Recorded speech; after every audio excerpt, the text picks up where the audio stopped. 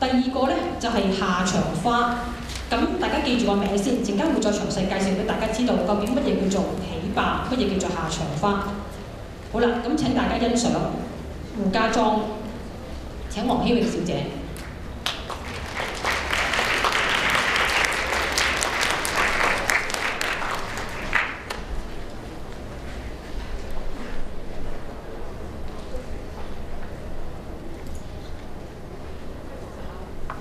好打啊！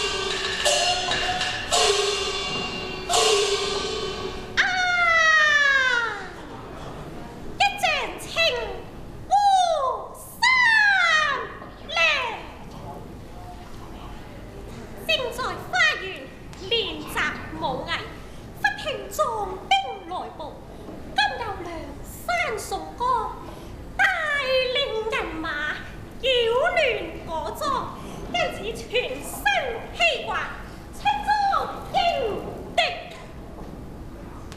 宋哥啊，宋哥，你正是太歲頭上東土中丁，與我大馬。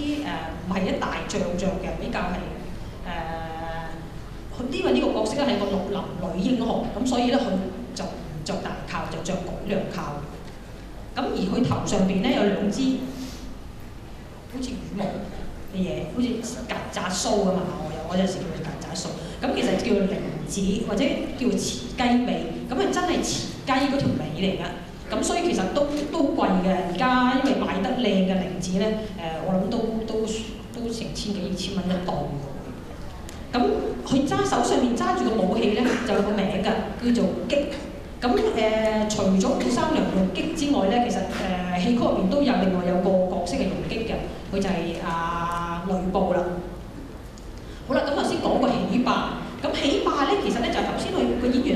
阿黃曉美小姐出場嘅時候咧，做嗰段咧就叫做喜霸啦。咁喜霸其實係啲乜嘢嚟咧？咁喜霸其實咧喺戲曲嚟講咧係可以咁講係最精彩嘅一部分嚟㗎，係所有演員無論佢做咩角色，係生係旦或者係武生，就算一丑角，佢都一定第一個學嘅身段組合就係喜霸啦。咁佢係一個典範嚟㗎。所有無論係邊一個人，總之佢一開始除咗基本功之外，就要練喜霸㗎啦。咁係一個好代表性嘅一個表演程式嚟㗎。咁同埋咧，佢主要就係講一個古代一個武將，佢喺出征之前準備嘅時候嗰種精神面貌。咁佢係做完之後咧，其實佢做呢一段咧，亦都係烘托到將會喺舞台上面出現嘅一啲打鬥嘅一啲場面㗎。嗱，咁接住落嚟咧，或者我再詳細啲講一講，究竟喜霸係點樣去欣賞嘅咧？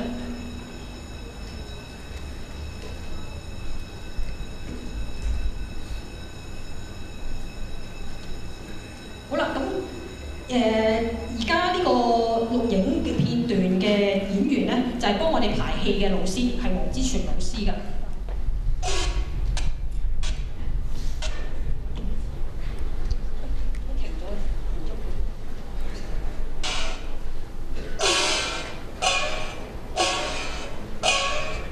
係啦，嗱，咁呢個咧叫紮架。咁當個演員出場嘅時候，第一個呢個叫亮相嘅紮架，咁就係第一次啱啱喺個頭先大家見到佢喺後邊出嚟嘅時候，第一個就係俾觀眾見到嘅一個地方。咁好多時咧，如果啲著名嘅演員喺呢度紮架嘅時候咧，觀眾就會係有掌聲㗎啦已經。嗱，咁好啦，咁主要呢一段咧就係話扈三娘其實係一個武功非常高強嘅人，佢對宋江其實好有意見嘅，叫到你打佢。咁所以咧，其實佢就意思就係話，你宋江究竟係咩人？主要佢呢段咧就係表現佢嬌美、驕傲嘅一啲神情嚟㗎。嗱，咁其實喜霸咧可以分4個段落去睇㗎。咁而家係做緊第一個段落。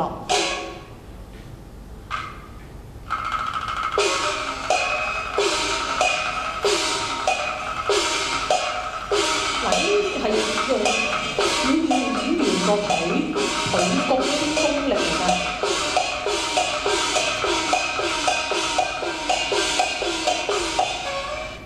嗱，呢個都係一個紮架。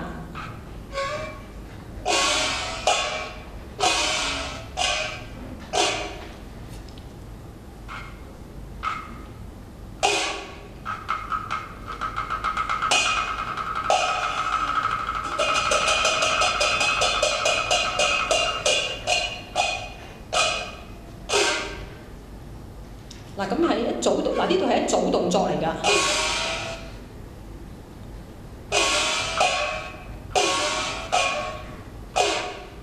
好啦，嚟到呢度咧就係第一個段落啦。由一出場個演員做咗一組斜嘅動作，翻入去再出嚟另一個動作，咁然後到一個背身嘅紮架咧，咁呢個係第一個組，第一個段落。咁接住落去就第二個段落。咁其實你話有冇實際嘅內容？其實冇乜實際嘅內容㗎。其實真係表現角色嘅精神面貌，佢係可能係擔心啦，定或就係佢係本身係想究竟話俾觀眾知啲乜嘢？咁呢個角色就係話俾觀眾知，我充滿信心去迎戰。咁呢個係第二組嘅動作。